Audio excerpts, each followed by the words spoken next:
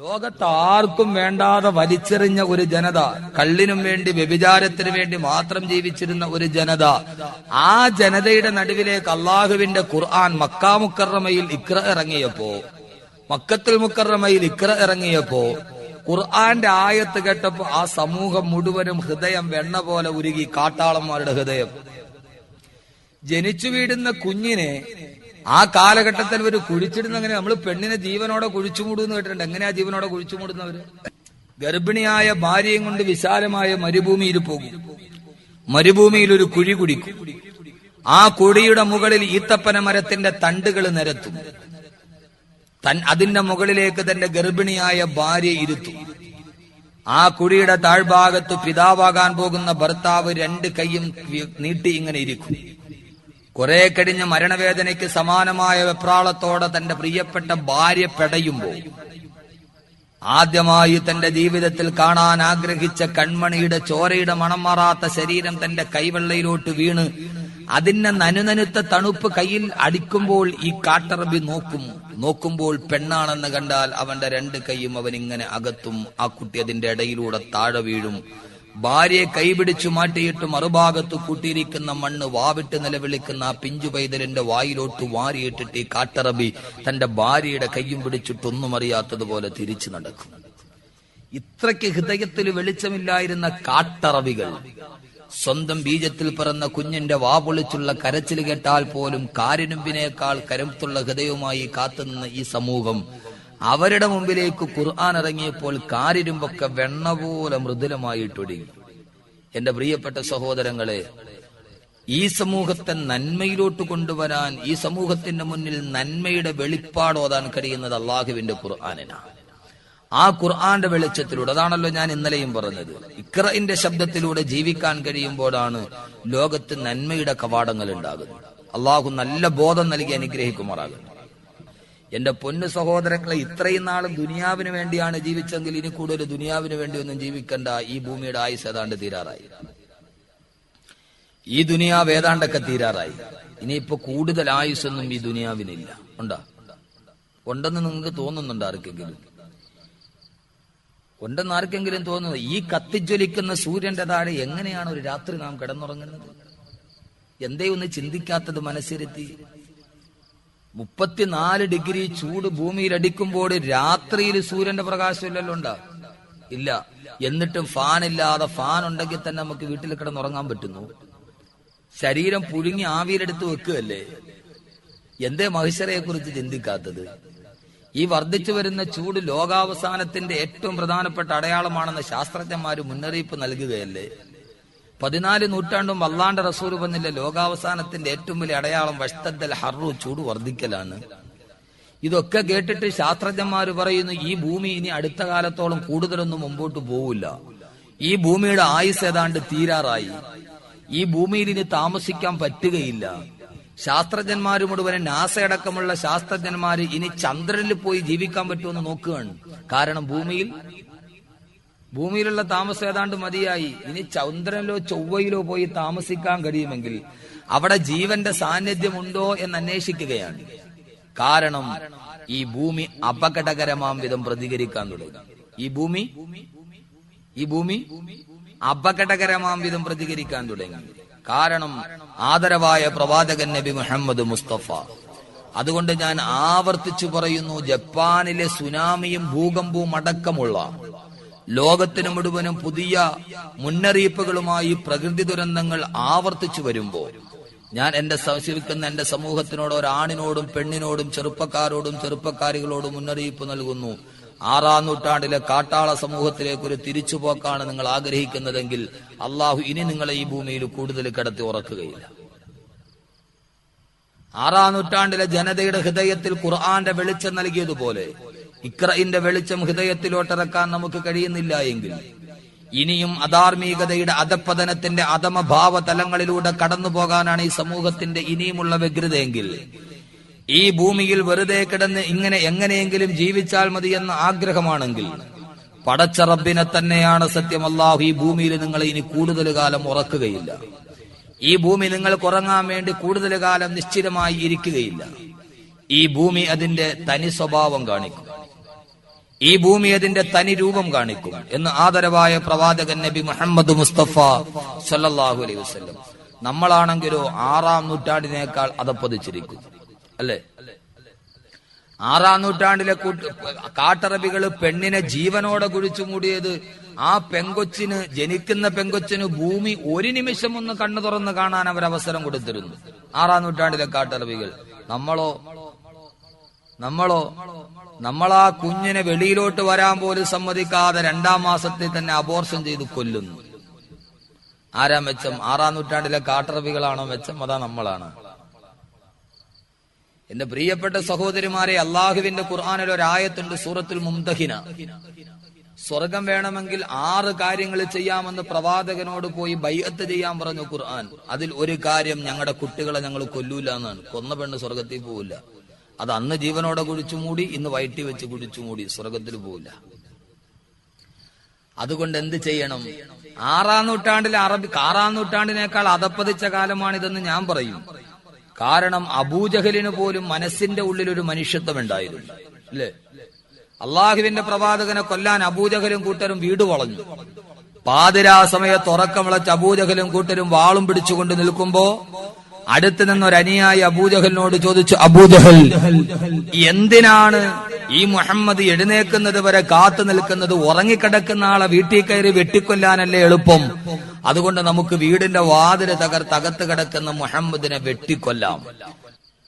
ആ സമയത്ത് സാക്ഷാൽ അബൂജഹൽ, ആ ലഅനത്തുല്ലാഹി അലൈഹി, അള്ളാന്റെ ശാപമുണ്ടാകട്ടെ എന്ന് നിങ്ങൾ പറയുന്ന അതേ അബൂജഹൽ പാതിരാ സമയത്ത് അനിയോയോട് പറഞ്ഞു, ഇല്ല, ഉറങ്ങിക്കിടക്കുന്നവനെ വീട്ടിൽ കയറി വെട്ടിക്കൊല്ലല് അത് മനുഷ്യത്വമല്ല, പാടില്ല എന്ന് അബൂജഹലിന്റെ പോലും മനുഷ്യത്വമില്ലാതെ ഇപ്പോഴത്തെ അവസ്ഥ എന്താ?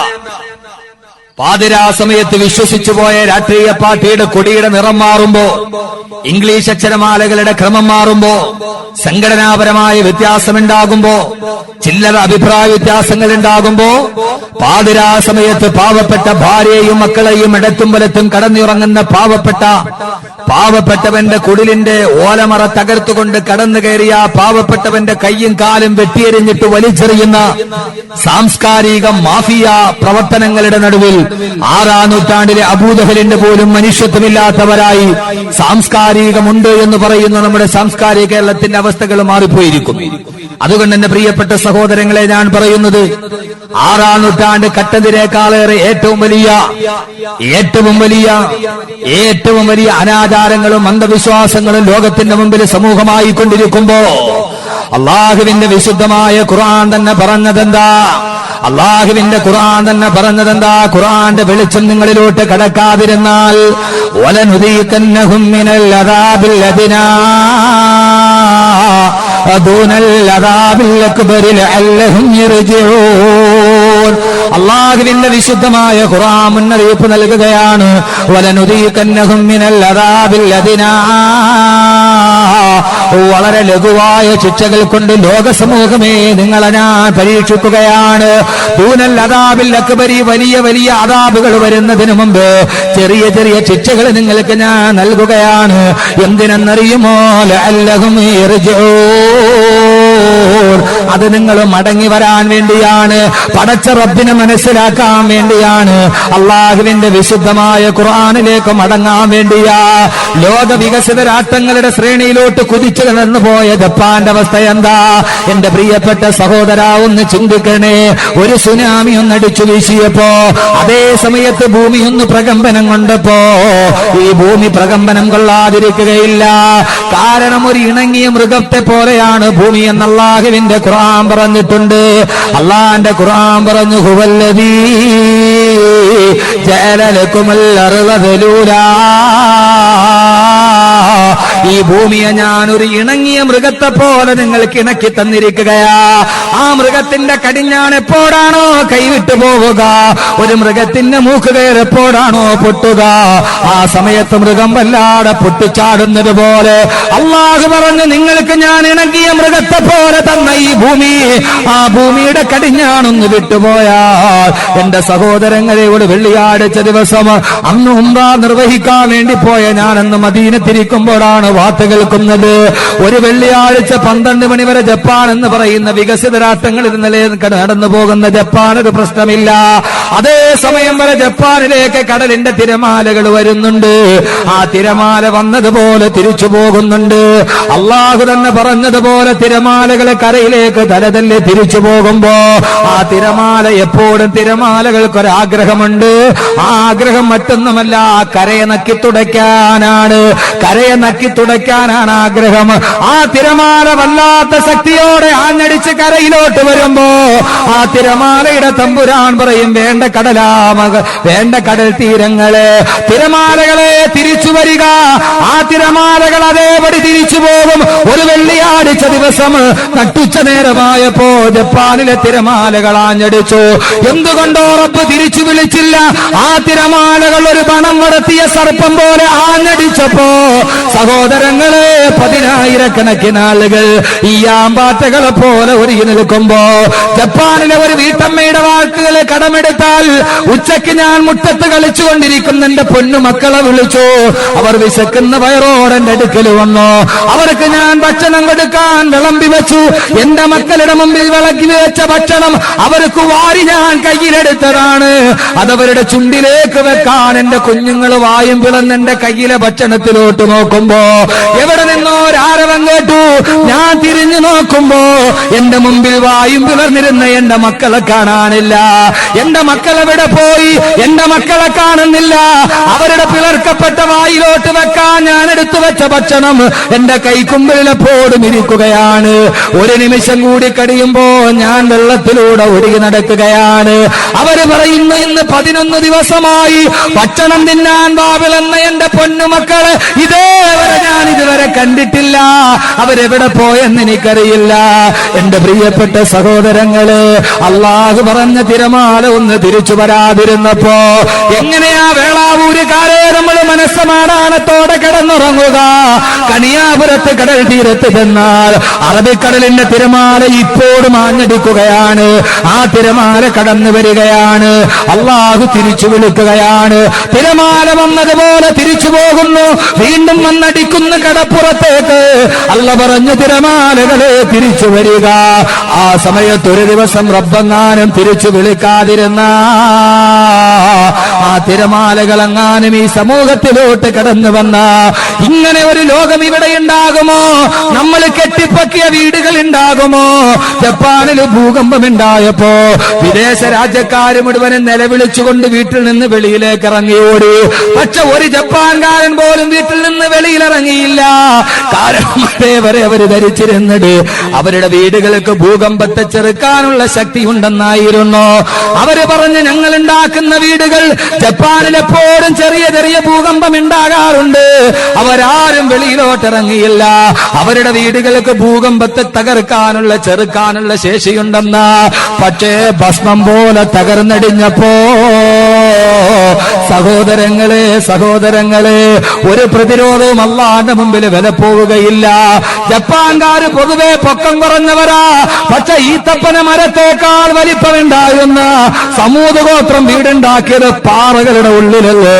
അതൊരൊറ്റ ഇടിമുഴക്കം കൊണ്ട് നശിപ്പിക്കാൻ നിന്റെ റബ്ബിന് കഴിവുണ്ടെങ്കിൽ അലം തറ കൈഫ ഫഅല റബ്ബുക ബിആദ് യദമദാത്തിൽ ലിമാദില്ലതി ലം യുഖ്ലഖ മിഥലുഹാ ഫിൽ ബിലാദ് വതമൂദ الذين جابوا الصخر بالواد. എന്റെ പ്രിയപ്പെട്ട സഹോദരങ്ങളെ, ജപ്പാനിലെ സുനാമിയും തിരമാലകളും ആഞ്ഞെടുക്കുമ്പോ ഒരൊറ്റ നിമിഷം കൊണ്ട് 10,000 തകർത്തെറിയുമ്പോ 9.8 റിക്ടർ സ്കെയിലിൽ രേഖപ്പെടുത്തിയ ഭൂകമ്പം ജപ്പാനിൽ ഉണ്ടായപ്പോ അത് മുഴുവനും തകർന്നടിഞ്ഞു പോയെങ്കിൽ കേരളത്തിൽ ഇതേവരെ ഉണ്ടായ ഭൂകമ്പം ഏറ്റവും കൂടിയത് 5.6 ആണ്. അതിന്റെ മുകളിലേക്ക് ഈ ഭൂമി കുലുങ്ങിയിട്ടില്ല. മാത്രമല്ല, കേരളത്തിന്റെ ഒരു കെട്ടിടത്തിനും ഭൂകമ്പത്തെ പ്രതിരോധിക്കാനുള്ള ശക്തി വരികയില്ല. പപ്പടം പൊടിയുന്നത് പോലെ പൊടിഞ്ഞു പോകുമെങ്കിൽ എന്തേ ജപ്പാനിലെ സുനാമി, ജപ്പാനിലെ ഭൂകമ്പം ഈ ഭൂമിയിലോട്ട് വരികയില്ലേ? നാം ജീവിക്കുന്ന ഈ ഭൂമിയെ നമുക്കൊരിക്കലും വിശ്വസിക്കാൻ കഴിയുകയില്ല. കാരണം എന്താ? അള്ളാന്റെ റസൂല് പറഞ്ഞത് കേൾക്കുക. എപ്പോഴാണ് ഭൂകമ്പം ഉണ്ടാകുന്നത്? എപ്പോഴാണ് സുനാമി ആഞ്ഞടിക്കുന്നത്? പ്രകൃതി ദുരന്തങ്ങൾ എപ്പോഴാണ് ഉണ്ടാകുന്നത്? എന്റെ സഹോദരങ്ങളെ, നിങ്ങൾ ചിന്തിക്കണം. അല്ലാഹുവിന്റെ റസൂല് പറഞ്ഞത് കേൾക്കുക. ഇദാ ലഹറ ഫീ ഖുലൂ ഇദാ ലഹറ ഫീ ഖൗമിനിൽ ഫാഹിശ അഹല്ലല്ലാഹു ബിഅൻഫുസിഹിം അദാബാ. അല്ലാഹുവിന്റെ പ്രവാചകനാണ് പറഞ്ഞത്. ഇദാ ലഹറ ഫീ ഖൗമിനിൽ ഫാഹിശ, ഏതെങ്കിലും ഒരു സമൂഹത്തില് അശ്ലീലതകൾ നിറമാടിയാൽ, ഇദാ ലഹറ ഫീ ഖൗമിനിൽ ഫാഹിശ, ഏതെങ്കിലും ഒരു